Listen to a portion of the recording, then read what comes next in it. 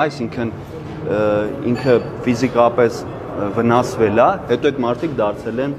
կազմակերպիչներ եւ այլն եւ այլն։ Ոնց արդյունքն է դիպուկահարը իրեն հատուկ այդ ընթացքում բերել են դրա համար թե ինքը ինչ-որ միտեղ ծառայում է։ Ինքը ծառայող է եղել։ Որ կարող է բանակի չեմ կարող ասել։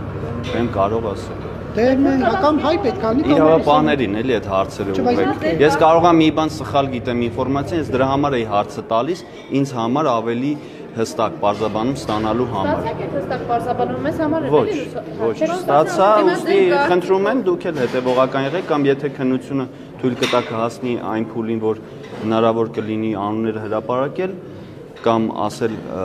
անձի ազգությունը ով է, ինչ է, որտեղ է ծառայել, թող իրավաբանները ասեն։ Իշխանությունը կստես մարտի 1-ը բացահայտված է, թե ոչ, Ինձ համար այո։ Ովքեր են մեղավորները։ Իմ ներքին համոզմամբ այո բացահայտված է։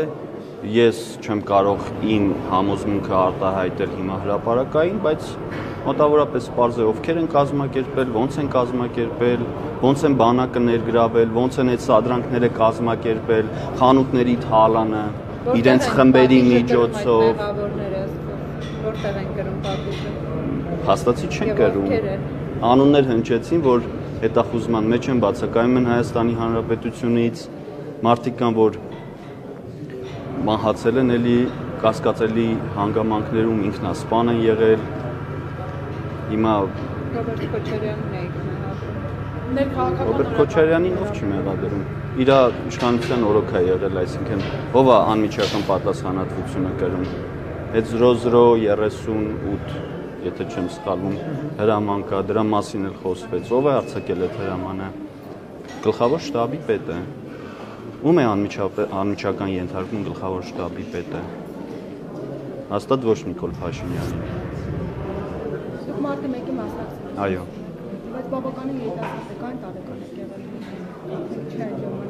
38 եմ հիմա, այն ժամանակ 20-21 տարեկան եմ։ Չէ։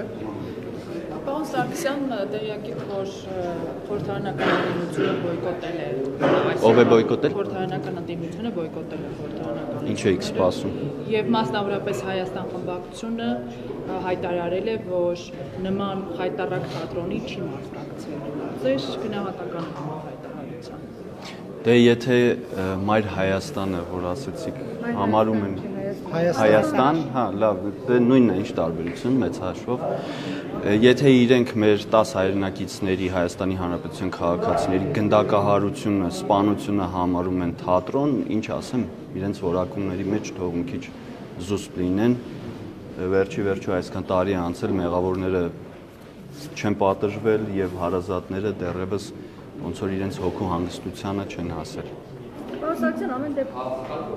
ամեն դեպքում այս հետաքրքրությունը գործի հետ կապված ինչու է պայմանավորված, շատերը մեկնաբանում են, որ ընտրություններից առաջ փորձում եք այս հարցը բարձրացնել անընդհատ, որպեսզի մարդկանց նաև կրկին վստահություն ներշնչեք, որ գործը ամբողջապես բացահայտվելու է, մեղավորները պատժվելու են եւ այս ամենը օգտագործում է, այսպես ասած, իշխանության կողմից։ Որովհետև նաև այո, քարոզչական նպատակով, որովհետև նաև արտաշիրման մասին խոսվեց Պողոս Պողոսյանի։ Ինչու է այսքան կարևոր 7 տարի իշխանությունն է եւ հիմա նոր այս հարցը կրկին օրակարգ է բերում։ Դուք հիմա այդ հարցը ինչ լուրջ եք տալիս։ Այո, Միեդի վճիռը չի պատճառ այսօրվա մեր հավաքվելու։ Երևի մենք ենք, չէ՞, Միեդին ասել 25 թվականի սեպտեմբերի 18-ին վճիռ կկայացնենք։ Երևի մեզ են, չէ՞ լսում։ Հայաստանի Հանրապետության իշխանությունները երևի պատվիրում է Միեդն էլ վճիռն է, չէ՞, կայացնում։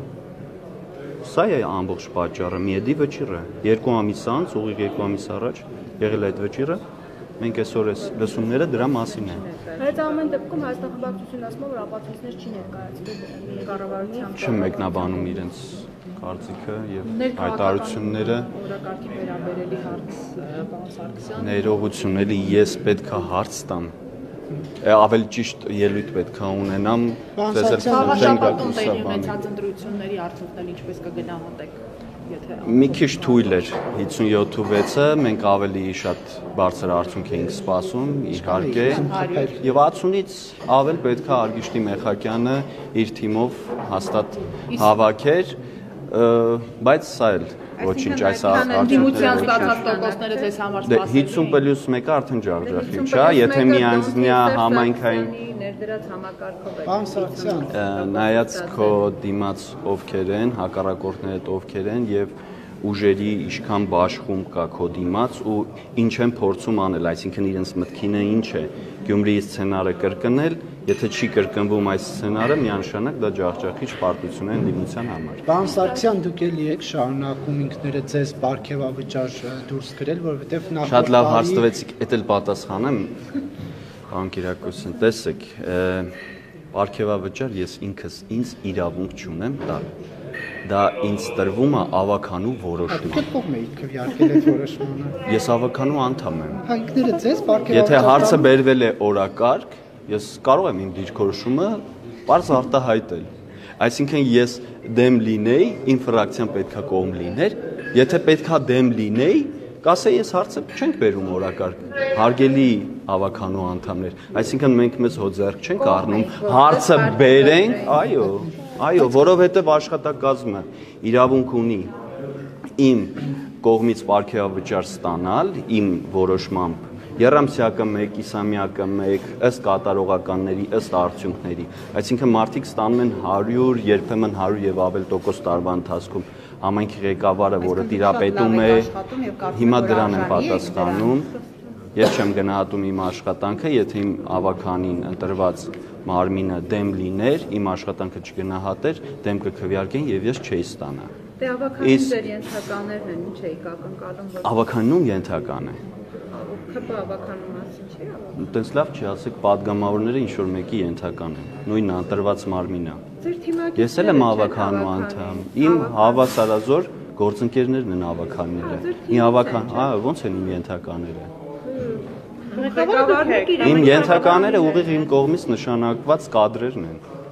Ում ես անձամբ նշանակում, ես իրենց չեմ նշանակել, իրենք ընտրվել են։ Այնուհանդերձ դուք կարծում եք, որ ձեր աշխատանքը լավ էի կարել, որ արժանի էիք 100%։ Ես չեմ գնահատում, կարող եք գալ վեդիում հարցում անել իմ աշխատանքը դրական է գնահատվում մեր բնակիչների կողմից, թե բացասական։ Խնդրում եմ, մի օր եկեք համեցեք հարցում անել։